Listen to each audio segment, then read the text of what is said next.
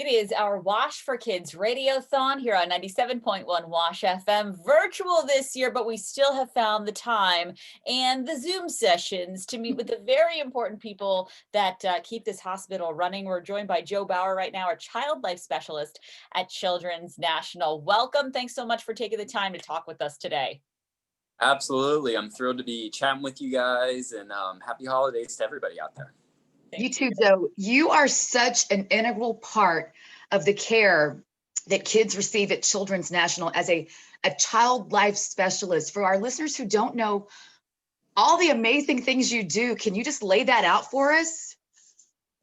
Yeah, certainly. So child life specialist, really kind of the overall goals of what we do on a daily basis is to try to normalize the hospital environment. And we're going to do that through a variety of different ways. It's going to be, managing the playrooms. It's going to be, being involved in a lot of the special programming.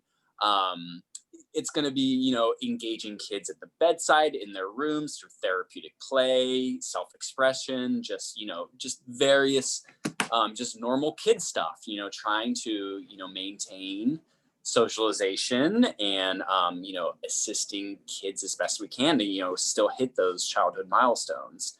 So that's a big part of what we do. And then another big aspect of what we do is to educate and teach patients about their diagnoses, what tests and procedures they're going to experience during their hospitalization. So our training involves just a lot of different modalities to help educate kids on what's going on. And research has proven time and time again that kids generally will cope better when they're in the hospital, when they know what to expect, what they're going to see, who they're going to meet, just a variety of those different things that we can get them ready for. And I'm just blessed to be in a position to, really worry about the child's emotional and psychological well-being while they're in the hospital. And it's truly just a very rewarding job to be able to work with these inspiring patients day in and day out.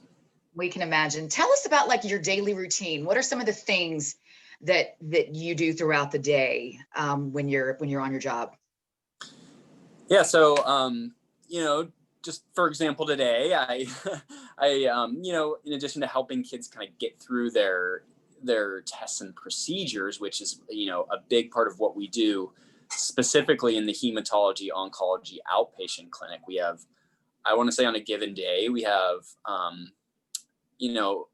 5 or 6, kind of major procedures where kids are getting sedated. And then we have, some smaller procedures where kids are, getting these invasive pokes and they're awake for those. And my job early on in the day just involves, getting kids prepared for that who are new to treatment. So, getting them to understand kind of that new normal of, coming in and getting their medicine and potentially, getting poked for that or experiencing, distressing circumstances. So a big portion of my morning is going to be involved with that and, also distracting kids during those procedures. The way I'm going to distract a 4-year-old is going to be very different from how I'm going to distract a teenager. And, in my training and background in child development, just learn kind of, those best coping measures that can be effective for different age groups. So specifically this morning, I was wrapped up in that for the first couple hours of the day. But then I have a patient who I'm very close with. A big part of his experience in the clinic is just therapeutically playing video games. That's just kind of been his routine. And when he sees me wheeling in that video game cart to play Xbox with him, just seeing the expression on his face is just so meaningful. And he knows that each time he comes to get his treatments in the clinic, that's going to be part of it too. So, in addition to that physical healing, trying to, work on, just kind of that normal piece of childhood, in addition to my part of kind of, helping with, the emotional healing and just, putting everything kind of into context for them and doing my best to provide that just kind of added comfort to them while they're getting their treatments. Joe, I hope you know, as a child whose life was saved at Children's when I was 4, I had blood transfusions. And Oh, to wow. this day, I still remember my child life specialist. I didn't know who, like, that's what she was. She didn't come in with like a badge and say, like, I'm a child life specialist. She was just my friend, you know? And Yeah. my friend, Buddy. her name was Becky, and I wrote stories about her in the 2nd grade, well after I had left, Children's. And there's such a difference from getting a blood test when you're 4 years old from somebody like you to some other folks who maybe just can't think like a child, who can't put themselves in that very empathetic place that you have to be. And now at 37, I still very fondly remember what she did for me, and gosh, my parents did too. So thank you for what you do.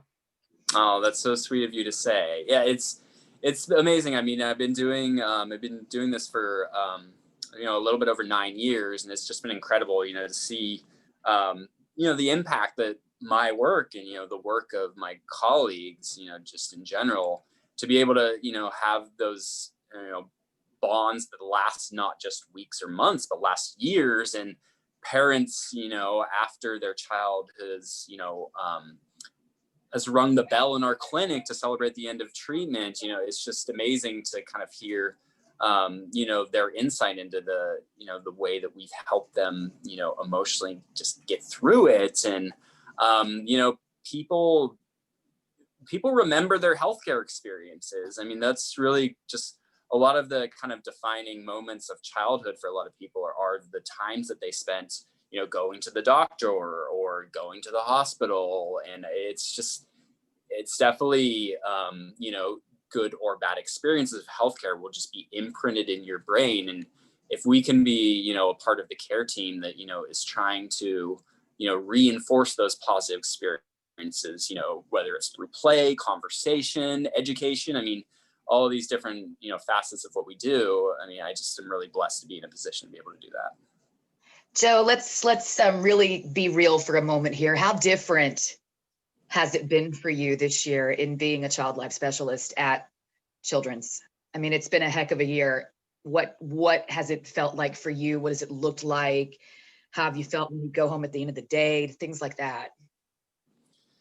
Yeah, so it has been tough. I mean, just like everybody in the world right now will forever remember this year as just everybody's lives being flipped upside down. And specifically in the hospital, we've really had to adapt, and we've had to adjust kind of our approaches with patients, make adjustments, and special programming that we have with patients. Unfortunately, we've had to the health and safety of our patients, has in some circumstances kind of outweighed the prospect of keeping the playroom open or keeping the art room open. And unfortunately, a few of these things, since we value patient safety so much here at the hospital, we've had to kind of cut back on some of these normal venues that we have in the hospital for patients to mingle and gather. But I think this has been a great opportunity for us to embrace some new ways of reaching patients and providing our support to patients. And we have embraced Zoom in the way that we reach siblings. Unfortunately, we're we haven't been able to have siblings be an integral part of the process and visiting their newly diagnosed brother or sister up on the floor, or even just coming to the clinic appointments with their brother or sister. So I've actually had some circumstances where I've been able to help out some siblings and talk to them specifically over Zoom about their brother or sister's illness. And as kind of uncomfortable as that was in the beginning to kind of start that. And it's just a different mode of kind of reaching out to kids. But I really kind of think that it serves as a great opportunity to move forward. And we hope one day that we'll have the chance to have siblings kind of come back and we can meet them in person and talk to them about their brother or sister's illness. But I also think that it's kind of allowed us to think a little bit differently on how we reach siblings and educate siblings about their brother sister's diagnosis. So I think it's kind of great that we can rely on it, as a tool. And I think that the challenge of this year has really just inspired us to just think a little bit differently about socialization and connection between patients. And we're doing our very best to put patients in opportunities where they can connect with fellow patients and, potentially bond over, a shared test procedure, maybe even a shared illness. So I think it's really just kind of reiterated the fact that, human connection and association, especially amongst kids, is just so vital to their development. 100%. Well, we are so appreciative of what you do day in, day out, pandemic or not. You're one of the rock stars there, and families that come there are so lucky that the child life specialists are such a big part of what we say. It's the whole care of the child. It's not just the medical part, it's every aspect. And just, thank you for all that you provide for every kid that walks through that door.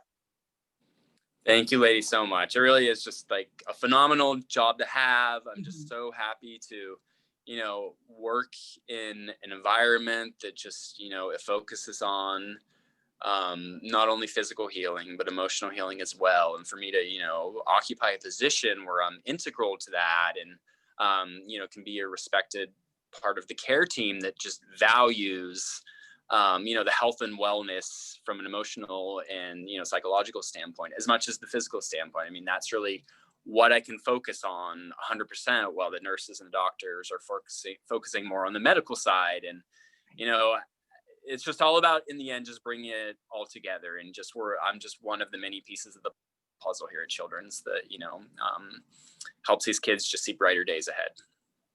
Thank you so much.